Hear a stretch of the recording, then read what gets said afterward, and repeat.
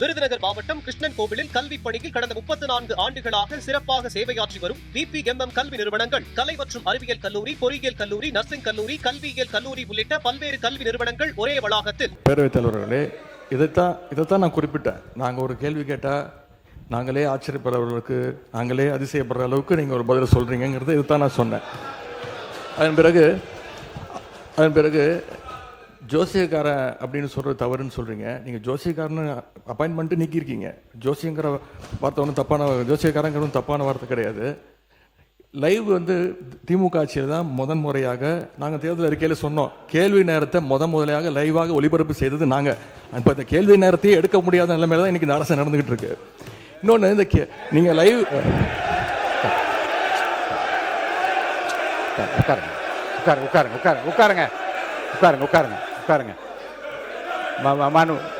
உட்காருங்க.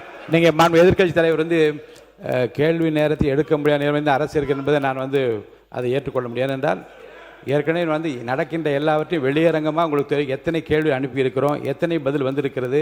அந்த கேள்வி நேரத்தை நடத்த முடியாத நேரத்திலும் மாண்புமிகு உறுப்பினர்களை 55 விதியின் கீழ் கொடுக்கப்பட்டிருக்கிற தீர்மானங்களை எல்லாம் இங்கே கேள்விகளாக கேட்டு கூட பதில் பெற முடியுமா என்று பார்க்கின்ற முறை இங்கே கடைபிடித்து வருகின்றோம். எனவே கேள்விகளை பெறுவதில் கால தாமதம் இருந்தாலும் கூட இப்போது பதில் வரப்பெற்றிருக்கு. நேற்று முன்தினம் கூட அறிவித்திருக்கிறேன். 10 கேள்விகளுக்கு பதிலாக 5 கேள்விகளாக எடுத்துக்கொள்கிறோம் என்று நான் அறிவித்திருக்கிறேன். எனவே எடுக்கப்படவில்லை. நீங்கள் சொல்வதெல்லாம் நான் ஒத்துக்கிறேன். நான் உங்களை குறை சொல்லவே இல்லை. உங்களை நாங்கள் பாராட்டுகின்றோம். உங்களுக்கு ரொம்ப பொறுமையாக எல்லாரையும் ஹேண்டில் பண்ணுறீங்க. அதை பற்றி நாங்கள் கவலைப்படல. நேரலை நாங்கள் செய்யவில்லை அப்படின்னு சொன்னாங்க. சட்டமன்ற வரலாற்றிலே முதன்முறையாக நேரலை செஞ்சது திராவிட மாடல் அரசு, எங்களுடைய தலைவர் அவர்கள் தான்.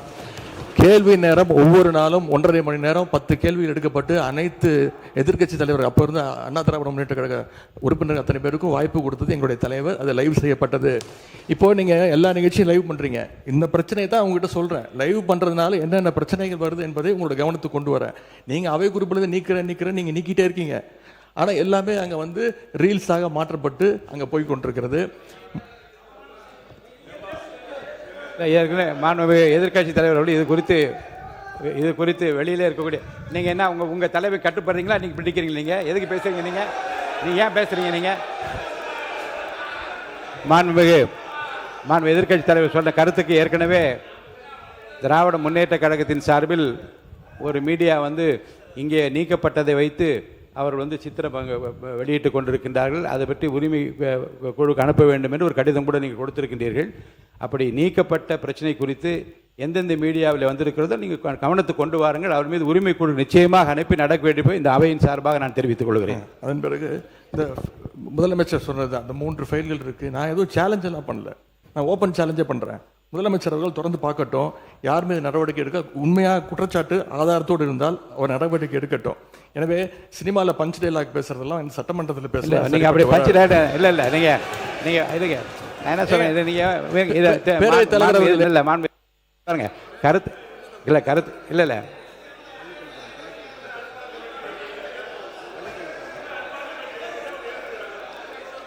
மாண்புமிகு பள்ளிக்கல்வித்துறை அமைச்சர்,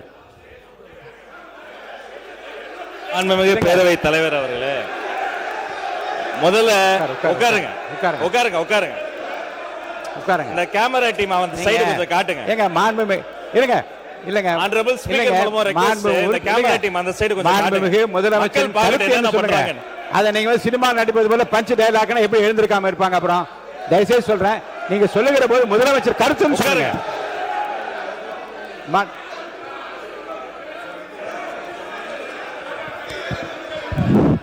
உட்காருங்க. நீங்க எங்க வரீங்க? நீங்க போங்க உள்ள இடத்துக்கு. நீங்க போங்க பதில், நீங்க போங்க முதல்ல. மாண்பு உறுப்பினர் கொஞ்சம் அமருங்க. எல்லாம் அமருங்க. இருங்க. நீங்க அமருங்க.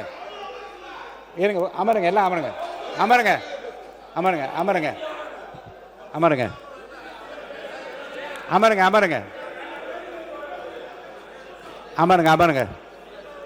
மாண்பு உறுப்பினர் கொஞ்சம் அமைதியா இருங்க. வாய்ப்பு தரேன். உட்காருங்க. மாண்புமிகு உட்காருங்க. எல்லாம் உட்காருங்க. நான் அவனை தான் பேச அனுமதிக்க போறேன். உட்காருங்க. உட்காருங்கன்னு சொல்றேன். உட்காருங்க உட்காருங்க உட்காருங்க உட்காருங்க. முடிங்க. நீ பேசி முடிக்கட்டும். நீங்க பதில் சொல்லலாம். உங்களுக்கு நான் பதில் சொல்ல அனுமதிக்கிறேன். உட்காருங்க. பேரவைத் தலைவர் வாயிலாக நான் கேட்டுக்கொள்வது, தயவு செய்து இந்த ஃபைல்ஸ் எல்லாம் சீக்கிரம் பிரித்து பாருங்க. ஏதாவது குற்றச்சாட்டு இருந்தால், அதில் ஆதாரம் இருந்தால், யாராக இருந்தாலும் அவர் மீது நடவடிக்கை எடுங்க. இந்த உருட்டல் மிரட்டலுக்கெல்லாம் திராவிட முன்னேற்ற கழக உறுப்பினர்கள் நாங்கள் பயப்படுவதற்கான எங்களுக்கு தேவை கிடையாது. தமிழ்நாடு சட்டமன்றத்தில் நடக்கக்கூடியதெல்லாம் மக்களுக்கு தெரியணும். என்னென்ன யார் யாரு தொகுதி சார்ந்த பிரச்சனைகள் கேட்கறாங்க, அதுக்கு பதில் சொல்லணும் தான் நேரலை தரும். நான் உங்க மூலமா ஒரு கோரிக்கை வைக்கிறேன். பேசுங்க. உங்க மூலமா ஒரு கோரிக்கை வைக்கிறேன். முதல் கோரிக்கை என்னன்னா, நம்மளுடைய கேமரா டீம் வந்து இந்த எதிர்க்கட்சி வரிசை வந்து தொடர்ச்சியா அப்படி கமெண்ட் அடிக்கிறது, உரிமையில பேசுறது, லாஸ்ட் பெஞ்ச்ல இருந்தா டாக்டர் குடுகுடுன்னு ஏஞ்சி இங்க நடுவில் ஓடி வர்றது, இதையும் சேர்த்து ஸ்பிளிட் ஸ்கிரீன்ல காட்டுங்க. இரண்டாவது, மதிப்பிற்குரிய எதிர்க்கட்சி தலைவர் அவர்கள் பேசுகிற போது லைவ் பத்தி சொன்னார். உண்மைதான், அவங்க வந்து நேரலையை வந்து கடந்த ஆட்சியில மதிப்பிற்குரிய முன்னாள் முதல்வர் அண்ணா மு.க. ஸ்டாலின் ஆட்சியில அதை தொடர்ந்தாங்க. ஆனா ஒரு நேரலை என்பது வெறும் ஆளுங்கட்சிக்கு சாதகமா இல்லாம முதல் முறை ஆட்சி நேரலை மட்டுமல்ல, முழுமையான நேரலை என்பது வெற்றி தலைவருடைய ஆட்சியில தான் தொடர்ந்து கொடுத்துக்கிட்டு இருக்கோம். மதிப்பிற்குரிய பேரவை தலைவர் அவர்கள் நெற்றிக்கண் திறப்பினம் குற்றம் குற்றமேனு நடுநிலையோடு ஒரு கட்சி இரு கட்சி இல்லாமல் அனைத்து கட்சி உறுப்பினர்களினுடைய குரலும், இந்த குரலற்றவர்களின் குரலாக இருக்கக்கூடிய அனைத்து கட்சிகளினுடைய குரலும் பதிவாக வேண்டும் என்பதற்காக தான் சிறப்பாக செயல்பட்டு இருக்கீங்க. அதுல ஏதோ ஆளுங்கட்சி பேசுவதை மட்டும் நீங்க வந்து அதிகமாக அவை குறிப்பிலிருந்து நீக்கிறது போல ஒரு தோற்ற மயக்கத்தை நம்ம உருவாக்கிட கூடாது. யாரு எந்த கட்சியை சார்ந்தவர்கள் மரபு மீறி எந்த வார்த்தை சொன்னாலும் நீக்கக்கூடிய நடுநிலையான சபாநாயகர் இந்த மாமன்றத்துக்கு கிடைத்திருக்கிறது என்பதை நான் சுட்டிக்காட்டுகிறேன். இன்னொரு விஷயத்தை நினைவு கூற விரும்புறேன். மதிப்பிற்குரிய பேரவைத் தலைவர் சேம்பர்ல ஒரு முறை ஒரு முக்கியமான கேள்வி வந்தது. நாங்க அதை கேட்டு அதிர்ச்சி அடைஞ்சோம். என்னன்னா, கடந்த 2 ஆண்டு காலமாக இந்த நேரலைய அரசுக்கு சொந்தமான ஆல் இந்தியா ரேடியோவிலே கொடுக்காம நிறுத்தி வைத்ததாகவும், நீங்க கொடுப்பீங்களான்னு வந்து மதிப்பிற்குரிய பேரவைத் தலைவர் கிட்ட நான் இருக்கும்போது கேட்டாங்க. இதை குறித்து கலந்து ஆலோசித்து தொலைக்காட்சி மட்டும் கிடையாது, வானொலியிலையும் நேரலை போட்டு குக்கிராமத்தில் இருக்கவங்கள கேட்கட்டும் முடிவெடுத்த சபாநாயகர் நீங்க. இந்த நேரத்தில் அதற்காக உங்களுக்கு நான் நன்றியும் சொல்லிக்கிறேன்.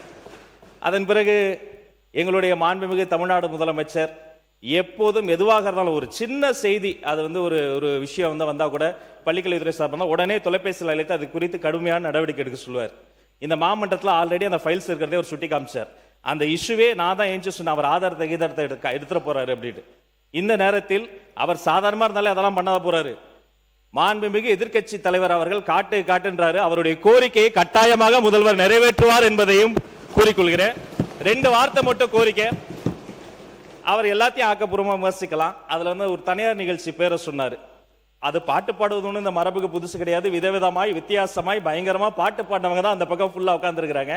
அதெல்லாம் அந்த தனியார் நிகழ்ச்சியினுடைய பேரையும் நம்ம வந்து நீக்கிடலாம்.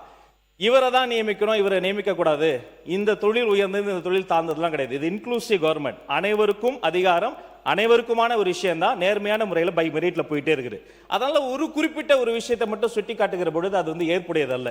அது மட்டும் கிடையாது, இந்த சினிமாவில் வரக்கூடிய அந்த பஞ்ச் ஸ்டைல் அதை கூட நீங்க அவை குறிப்பில் நீக்கிட்டீங்க. அதை போன்ற விஷயங்களை தவிர்த்து கொண்டு ஆக்கப்பூர்வமான கருத்துக்களை, அறிவுபூர்வமான சிந்தனைகளை அதை முன்வைத்து பேசினால் இந்த மாமன்றம் சிறப்பாக செயல்படும். உங்களுக்கு எங்களுடைய அத்துணை பேரின் சார்பில் ஒரு வாழ்த்துக்களையும் தெரிவித்துக் கொள்கிறேன். மிக சிறந்த சபாநாயகர் தமிழ்நாடு அரசியல் வரலாற்றில் இந்த மாமன்றத்தில் கிடைத்திருக்கிறது என்பதை பதிவு செய்கிறேன்.